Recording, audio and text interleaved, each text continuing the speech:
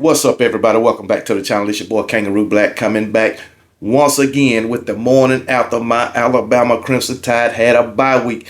So it's been a stress-free week for us Alabama fans. But even though our Alabama Crimson Tide didn't have a game this week, we still had a great weekend of college football on yesterday.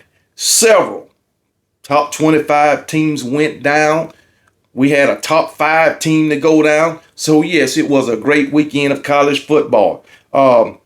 Oregon manhandled Michigan by a score of 38-17. You had number 4 Ohio State to beat number 3 Penn State by a score of 20-13. So, Penn State will probably fall out the top 5. Miami, they handled Duke. The game was tight for a minute, but Miami prevailed. But I'm going to talk about the SEC. And we had a 3:30 game. The Florida Gators versus number 2 Georgia Bulldogs. Boy, I made a video last night, my reaction video. And I think I had an overreaction, you know what I'm saying, to that game. So I want to apologize to those Georgia Bulldog fans. You know, when old KB is wrong, he can admit he is wrong. But one thing I am right about, Georgia is the luckiest team in all of college football. I'm going to stand on that. But I failed to mention that those Georgia Bulldogs, they had some players injured just like those Florida Gators. I know DJ Lagway went down, but got to be next man up. And when DJ Lagway went down, Florida's offense went down with him. Man, the game was over at that point. I always thought Georgia was going to win the game, but shit, when DJ Lagway went down, it was over. It was over for those Florida Gators. But anyway, Georgia had Trevor Etienne injured.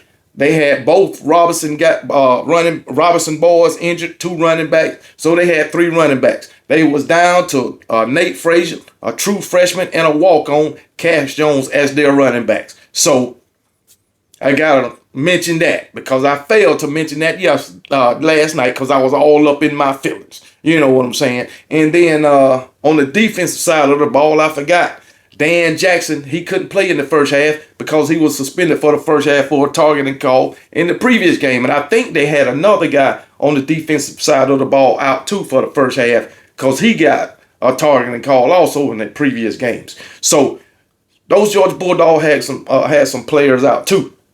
But anyway, Georgia, they got the job done.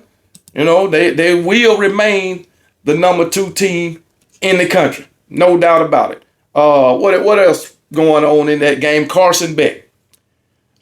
To the Georgia fans, I know that y'all can't feel the same way about Carson Beck as y'all did coming into the season. Carson Beck, I believe he done threw what? Probably like 11. He done threw 11 interceptions this season, and probably about 8 of them came in the last 3 games. So yeah, 11 interceptions this season, and about 8 of them, I believe, came in the last 3 games. That is not good, and I'll say it again, that Carson Beck is going to be the death of this Georgia football season. All right, and if he's not, it'll surprise me. The way Carson Beck is playing right now, he could get better, but the way he's playing right now, I just don't believe that you can win a national championship with the way he's playing now. I'm not saying you can't win it. I'm just talking about with the way he's played over the last 3 or 4 games. That's it. So, hey, take it for what you will. But those Georgia Bulldogs, they got the win. And I don't know who I think they got Ole Miss coming up next this week. I believe they got to go to Oxford, Mississippi.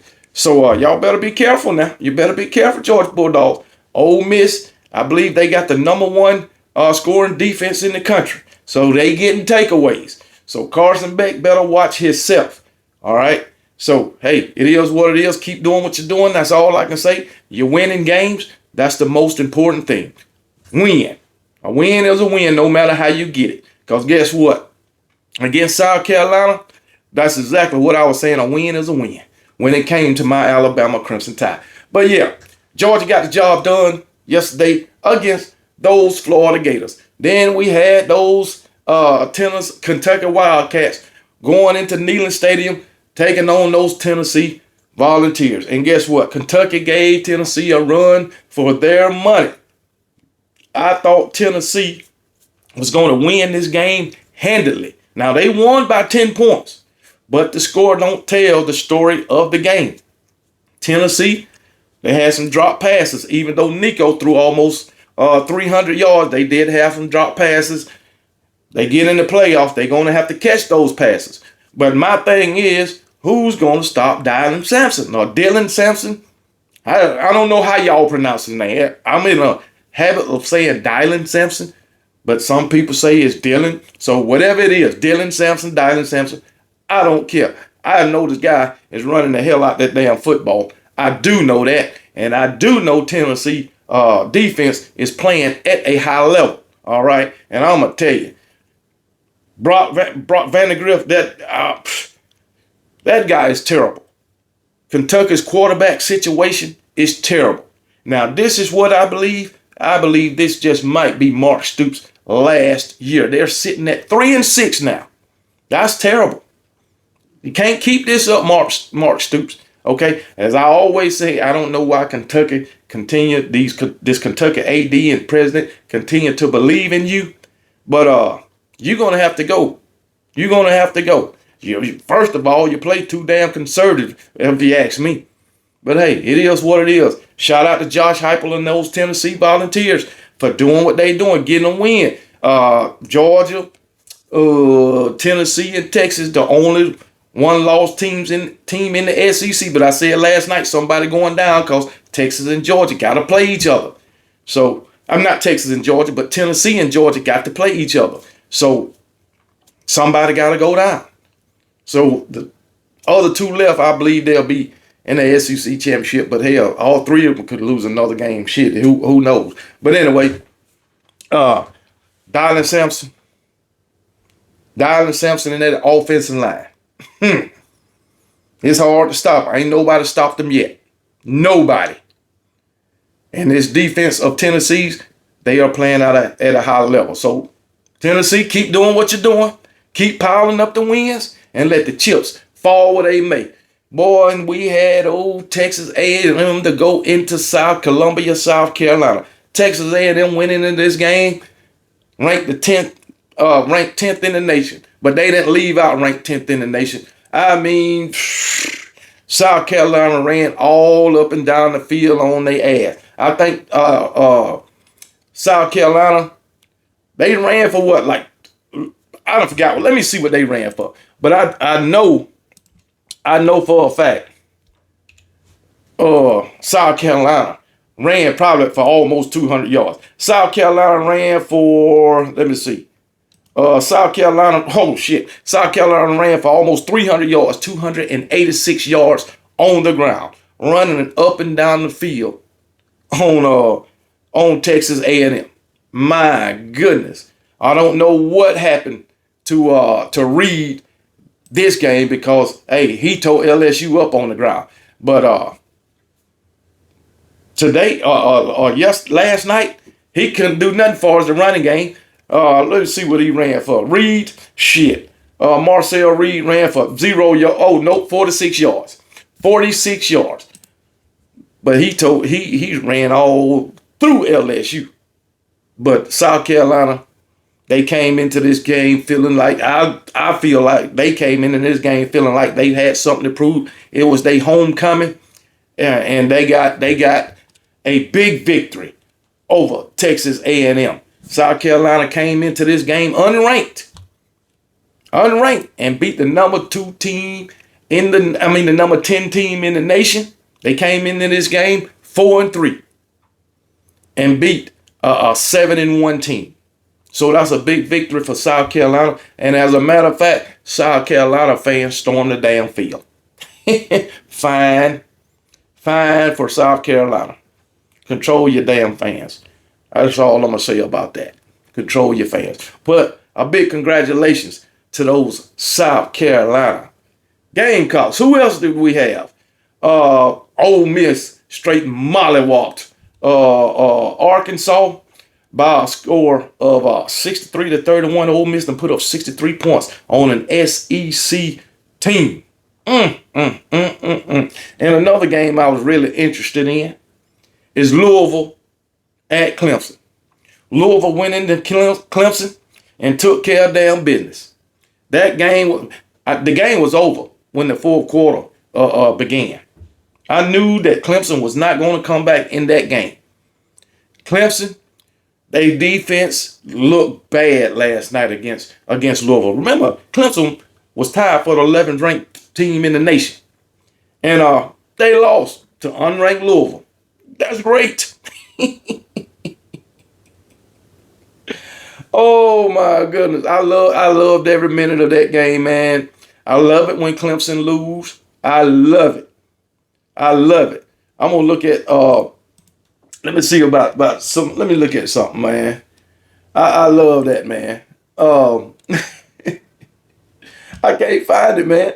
I can't find it. Oh man. But hey, it is what it is. Clemson lost. I don't care about nothing else. But let's see. Phil Maffa, man, he ran for 171 yards and 2 touchdowns. But hey, Isaac Brown for Louisville, he ran for 151 yards. Now Clemson, what I seen from them, especially when they played Georgia in the first game, they front seven was getting after it. But I don't know what happened to them since then. But hey, it is what it is. Like I said, Clemson, they had me fooled. They had me fooled thinking they was this big bad bully. Now, they were just playing teams that went on their level and don't have the caliber of athletes that they have. But then they played Louisville, in which I thought they would have beat Louisville. But hell, it is what it is. Clemson, they reeled off six wins in a row after they lost to Georgia. Well, that shit done came to an end. So, hey, it is what it is. Clemson, like I always say, go back to the drawing board and come back and try it damn again. I'm glad you lost, just so you know. But anyway, both teams who was tied for number 11 lost. The number 3 team in the nation lost. The number 10 team in the nation lost. Yes, sir. Yes, sir. Yes, sir. Let me see who all that was. Let me see who all that was. Let's see. Matter of fact, Pittsburgh lost to number 18. Number 17, Kansas State lost. So yeah. But yeah, it was 2 teams tied for number 11, which was Clemson. It was Clemson and somebody else who was tied for number 11. Number 10, Texas A&M lost. Number 11, Clemson lost. But yeah, it was another team tied for 11. I done forgot who it was. But hell, they lost too. So it really don't matter. That means my Alabama Crimson Tide will be moving up. Iowa State, they lost. Both Clemson and Iowa State was tied for number 11. They lost, so both of those teams will fall. Texas A&M will fall. And my Alabama Crimson Tide will move up maybe 1 or 2 notches. So it is what it is. I don't give a damn about my Alabama Crimson Tide having help to get in the playoff. If we take care of our business and win out, we'll be in the playoffs. So, hey, everything is still in front of my Alabama Crimson Tide. So, that's my morning after video. I couldn't talk about my Alabama Crimson Tide. So, hey, I'll give props to the teams that won yesterday and continue to laugh at the teams that lost. So y'all enjoy the rest of y'all day and be blessed. And remember, KB don't give a piss about nothing but the Tide and roll damn Tide.